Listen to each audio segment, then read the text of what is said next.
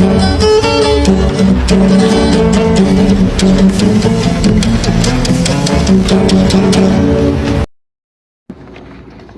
magandang gabi po sa inyong lahat, mga minamahal ko mga kababayan. Muli po, nandito na naman po ang inyong lingkod, Epifanio Labrador, dito po sa ating programang Reaction Movie Radako. So, siyempre bago lahat, tulad po ng ating mga nakasanayan na o ating laging ginagawa, binabati po natin ang ating minamahal na Pangulong Ferdinand Marcos Jr., maging ating minamahal na House Speaker Martin Romualdez, maging ating mga minamahal o ating minamahal na First Lady Lisa Araneta Marcos, maging ang ating mga minamahal na mga supporters sa abroad, maging ating mga minamahal na mga kababayan Luzon, Visayas, Mindanao na mga Epifanio supporters, magandang gabi po sa inyong lahat. Okay, as we continue, we will discuss this issue that is becoming a hot topic on social media regarding Imee Manutok, no? Kasi nagiging usap-usapin po ngayon, o usap-usapan po ngayon, mga minamahal ko mga kababayan, ito pong ginagawa pong paninisi nito pong ni Imee Manutok dito po sa ating minamahal na Pangulong Ferdinand Marcos Jr. Ito ay kaugnay po ng kanyang pagbaba po ng kanyang ratings, no?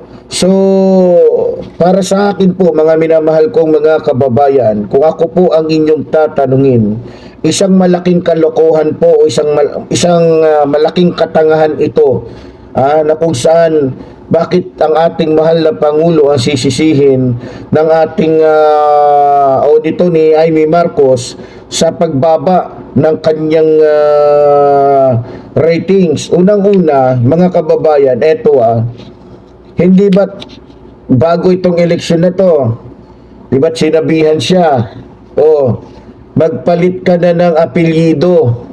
Naglolokohan sila dalawa ni Sara Alam ni Sara na hindi naman talaga Marcos itong si Imee Manutok. Ang apelyido talaga nito Manutok, kasi siyempre ang dala-dala niya ngayon yung apelyido ng asawa niya. O ewan ko kung mag-asawa na sila, kasi ang alam ko kasi itong kanyang asawa ay may asawa ito. Inagaw lang ni Imee dahil nga sa, di ba, siguro hindi na makakita ng lalaki, kaya yun. So ewan ko kung ano nangyari, dahil itong lalaking itong kanyang asawa o naging asawa, tatay ng mga anak niya, ay may original pala itong asawa, no? So kung ako ang tatanungin, bakit sinisisi ni Imee Manutok itong ating mahal na Pangulo? Ayon po kasi sa ating natuklasan, dahil daw sa apelyidong dala-dala ni Imee Marcos o ginagamit niya, humina yung kanyang ratings. Dahil sa marami daw galit sa ating mahal na Pangulo dahil nga sa pagpapahintulot nito na hulihin o dalhin doon sa dahig etong si Digongyo. Ngayon, kung ako po ang inyong tatanungin, dapat to, hindi naman dapat Marcos ang dalhin niya. Dapat Manutok na. Dahil yun ang apelyido ng asawa niya. Tama po ba? Pero bakit Marcos ang dinadala niya? Kasi, bakit? Anong meron doon sa apelyidong Marcos?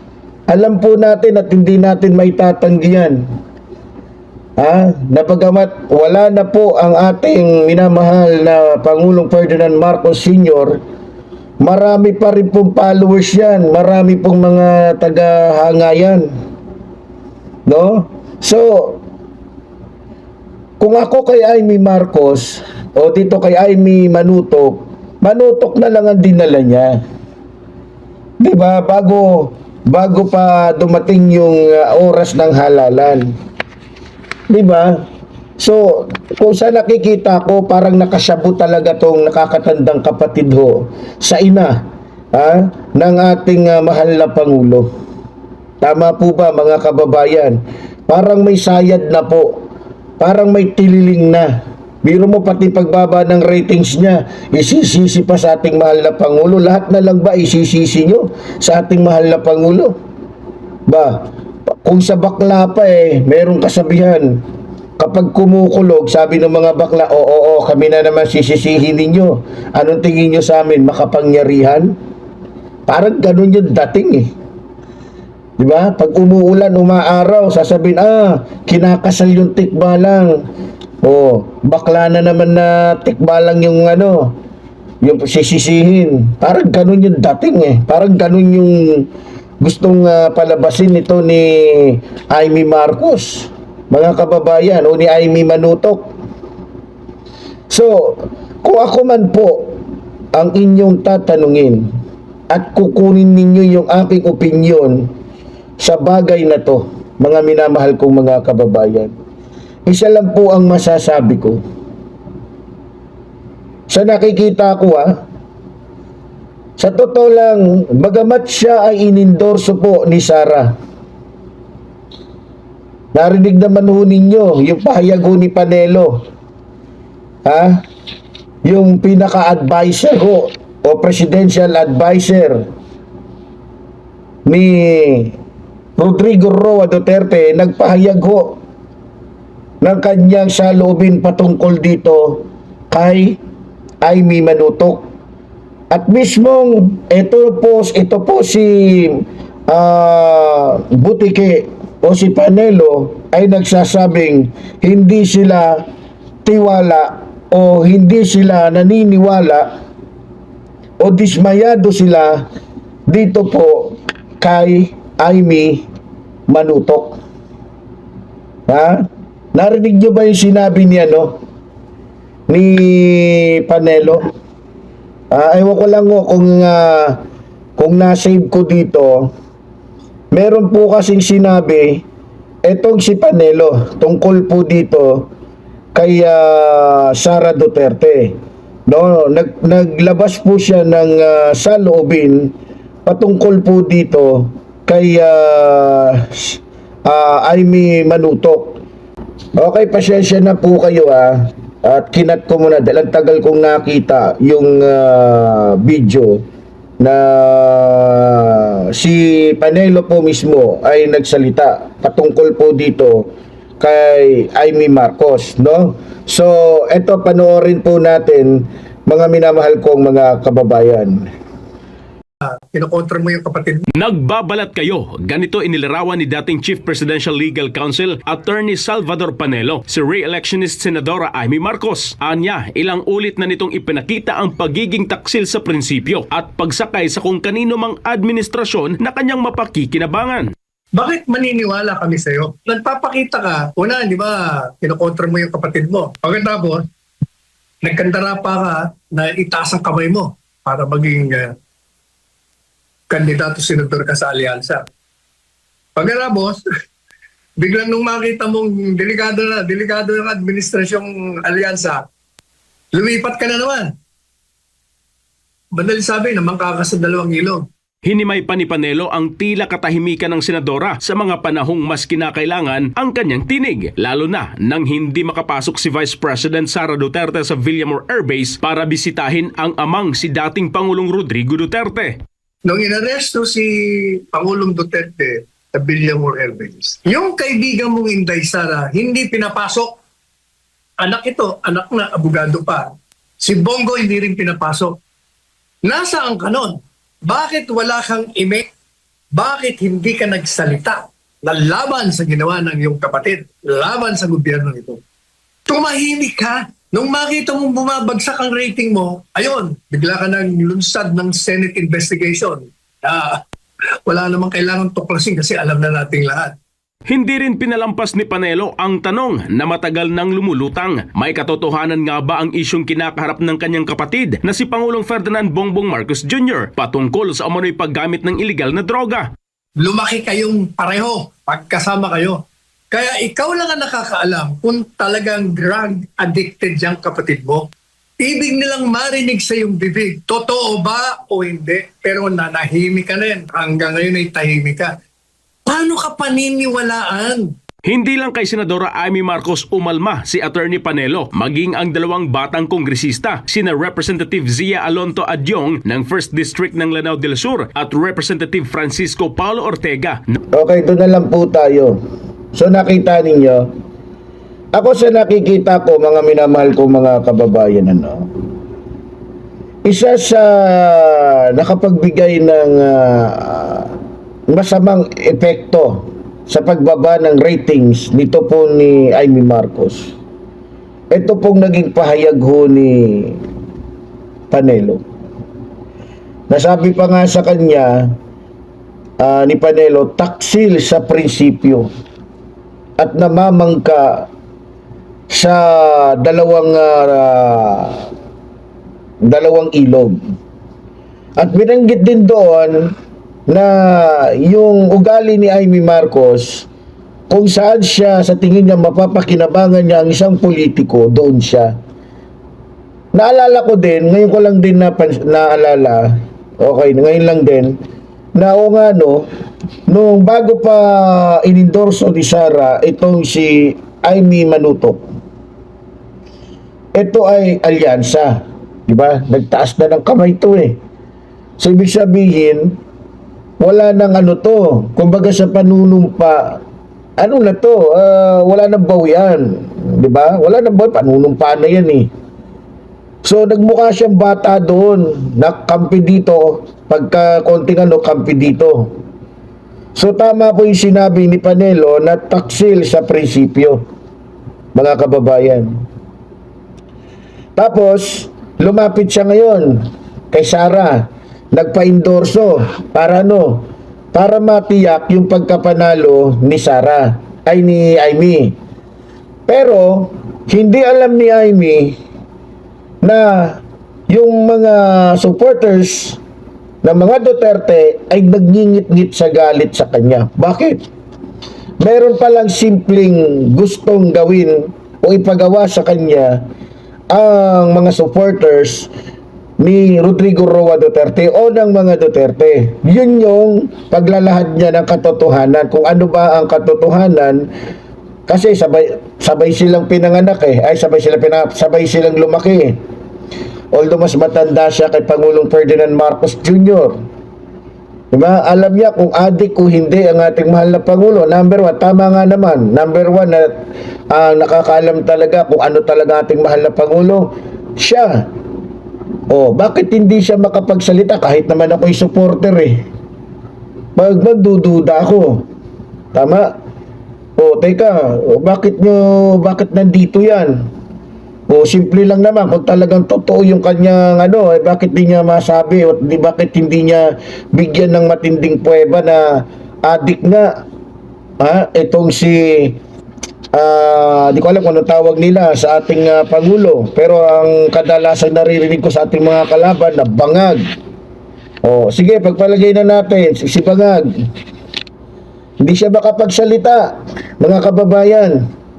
So isa din sa tumitinding init ng ulo ng mga supporters ni Digongyo sa kanya yung hindi siya kumilos nung gustong makapasok ni Sara at ng mga abogado ni Digongyo doon sa nasabing lokasyon kung saan nandoon at hindi pa naililipad itong si Duterte sa Villamor Air Base ba yun, kung di ako nagkakamali, doon sa Dahig, So, naniniwala ako na maliban na ang mga supporters ng ating mahal na Pangulo ay naggingit-ngit sa galit dito kay Amy Marcos dahil sa kanyang pagtatraidor sa kanyang kapatid, pagtataksil sa kanyang kapatid, mas matindi naman ngayon ang galit ng mga supporters ng mga Duterte sa kanya. Ngayon, lumalabas na dahil po sa kataksilan o katangahan, kagagahan, kalokohan, kawalangyaan, kademonyuhan nito ni Amy Marcos, ito ang kanyang napala. Ito yung kanyang napala dahil po sa kanyang kawalangyaan. Tapos ngayon isisisi niya sa ating mahal na Pangulo. Ano ka, bali? O talagang may sira ka na sa ulo, Amy Marcos o Amy Manutok? Kasi lumalabas din yung balita na kaya daw siya mahina ngayon sa ratings dahil yung kapatid niya ay Marcos. Gago. Siraulo. Sasabihin ko sa iyo, Amy, to makinig kang baba ka. Kung ikaw ay nagpakita ng kabutihan sa kapatid mo kay Pangulong Ferdinand Marcos Jr., malamang panalo ka. Bakit? Alam mo sa sarili mo na mas marami ang supporter ng aming mahal na Pangulo dahil siya ay napakabuting tao. Kung pinakita mo ang pagsuporta sa iyong kapatid, hindi mo pinairal yung iyong inggit sa iyong sister-in-law, ay di sana hindi ka nalalagay sa alanganin. Ngayon, tatanungin kita, sa tingin mo mapipilit mo yung mga supporters ni Sara para suportahan ka? No. Hindi mo alam, pinaglaruan ka lang ni Sara. Kung sa tingin mo nadadala mo ang mga Duterte, kahit nga si Basti galit sa iyo Sa totoo lang. Kahit si Basti galit sa iyo. Mga anak ni Duterte galit sa iyo. Ang hindi po alam ni Amy Marcos, mga minamahal kong mga kababayan, o ni Amy Manutok, sinasakyan lang din siya ni Sara para magamit siya, at nagbabaka sakali itong si Sara na baka may sabihin na itong si Amy Manutok. Pero ewan ko, dahil tumitindi po ngayon yung mga sinasabi pa nito pong ni Amy Manutok laban po sa ating mahal na Pangulo. Katulad na lamang po nung isang interview na kumbaga napanood ko po. So ito po mga minamahal ko mga kababayan. Pakinggan po natin mga minamahal ko mga kababayan, nang sa ganun, nang sa ganun ay maunawaan ho natin. Okay. Ito, pakinggan ho natin. Doon sa Marcos administration yung poll ads nyo. Wala tayong magagawa. Talagang marami ng tuloy-tuloy na kamalian. Hindi ko maintindihan kung sino talaga ang nag-a-advise. Nung bata pa ako, maliit pa ako, hindi naman maliit, pero teenager pa ako, sinabi ko na talaga, Malacanang is a snake pit. Nung panahon ng tatay ko yun, kasi kung ano-ano ang, kung sino lumalapit, kanya-kanyang agenda. Ngayon, ang nangyayari talaga nakakatakot. Kaya sana pinagdadasal ko lagi ang aking kapatid na mabalik sa tamang landas dahil hindi na tama itong mga pangyayari, itong politika na mapang-api, mapahigante, hindi na siya ayos. Tutukan natin ang problema ng mamamayan. Balikan natin ang ating tungkulin. Ma'am, hindi ba kayo na-try na tawagan siya para sabihin na yung sitwasyon ng bansa, ganito, hindi ba siya nakikinig sa inyo? Hindi. Sadly, marami nang nakapaligid at hinaharang talaga ang pag-uusap-usap namin. Malungkot ako dito talaga. Hindi ko pinagmamalaki itong mga pangyayari. Okay yun, mga minamahal ko mga kababayan. Hindi daw niya pinagmamalaki yung mga nangyayari. Mas lalo namang hindi kayo pinagmamalaki. Pasensya na po Okay, pasensya na po. Okay, kung kami naman ang tatanungin mo ay may Manutok, hindi rin kami natutuwa sa iyo. Lalong-lalo na sa katraydoran mo. No? Sabi niya po, kaya daw siya kumakalaban dito po sa ating administrasyon dahil sa tuloy-tuloy na kamalian. So sabi pa niya, hindi niya alam kung sino daw yung nag-a-advise. Natural, isa sa nag-a-advise sa kanya, ang kanyang asawa, alangan naman yung kabit, hindi naman yung katulad ni Rodrigo Roa Duterte, na imbis ang kanyang maging advisor, yung kanyang tunay na asawa, ang kanyang naging advisor, yung kanyang kabit. Tama po ba, mga kababayan? At sabi pa niya, ipagdadasal daw niya na mabalik sa tamang landas ang ating mahal na Pangulo. Sino kaya ang naligaw ng landas? Hindi ba't klarong-klaro naman ang naliligaw ng landas ay siya mismo? 'Di ba? So, naniniwala ako dahil nababasa ng taong bayan, nakikita ng taong bayan yung kanyang panluloko. Lantarang panluloko, hindi ko alam kung dala ito ng kanyang katandaan dahil 60 plus na to eh. 60 plus na si Amy Manutok. Na kung di ako nagkakamali, 1955, pinanganak to. No? So, mga minamahal kong mga kababayan, tingnan nyo yung kagagahan. Yung Pangulo pa natin ang ipagdadasal niya na bumalik sa tamang landas. Sa totoo lang, dahil po sa ating mahal na Pangulo, lahat po nagkaroon. Lahat ng kasama niya, lahat ng naniwala sa kanya ay nagkaroon po ng tamang landas. Hindi po naligaw. Pero itong kapatid niya na dahil sa selos, dahil sa inggit sa kanyang sister-in-law, naligaw ng landas. Klaro po, ito ang naligaw ng landas. Imbis na yung kapatid ang suportahan, imbis na yung kapatid ang tulungan, ayun, kung ano-anong klaseng paninira ang ginawa niya para lamang masira itong ating mahal na Pangulo. Tingnan nyo, ang galing magsalita, oh. Yung mga binibigkas niya, binabanggit niya, lumalarawan po sa kanya to eh. Yung pagiging ligaw ng landas, siya yun eh. Diba? Kaya nga nawala yung tiwala sa kanya eh. Sa side ng Pangulo natin, sa mga botante, na kung saan suportado ang alyansa, lahat dismayado yan. Baka sa 100%, baka ni isa walang may gusto kay Amy Marcos eh. Mas lalo naman doon sa kabila. Mas dismayado sila kay Amy Marcos dahil ang sinisisi nila, o dito kay Amy Manutok, ang sinisisi nila ay itong si, di ba? Si Baculaw. Dahil hindi man lamang siya gumawa kuno ng aksyon para hindi madala sa dahig yung kanilang boss, yung kanilang bossing. Di ba?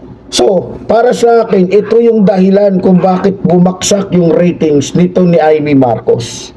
Wala nang ibang dahilan, mga kababayan. Kung ako tatanungin nyo, isa to. Si Panelo na mismo nagsabi, dun sa kabila, may atraso din siya. Taksil sa prinsipyo.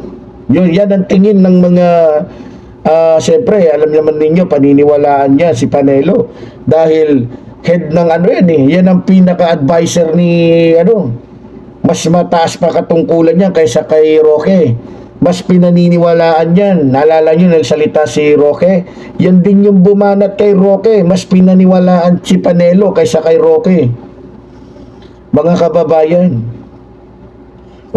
Kaya halimbawa dito sa side ng PDP, pagpalagay na natin mayroon siyang mga botante. Pero naniniwala ko hindi 100% makukuha niyan. Baka sa 100% 3% na lang ang may tiwala dito kay Amy Manutok. Dito naman sa ating mahal na Pangulo, siguro baka hindi umabot ng 3%, baka 1% lang. Pasang-awa para na lang merong mailagay na doon sa balota o sa counting machine, di ba?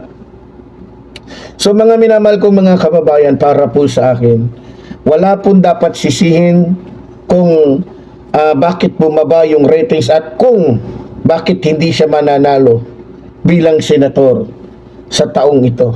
Dahil po yan po ay para sa akin kabayaran ng kanyang pagiging taksil, pagiging walang yang kamag-anak o kapatid sa kanyang nakakabatang kapatid na si Pangulong Ferdinand Marcos Jr.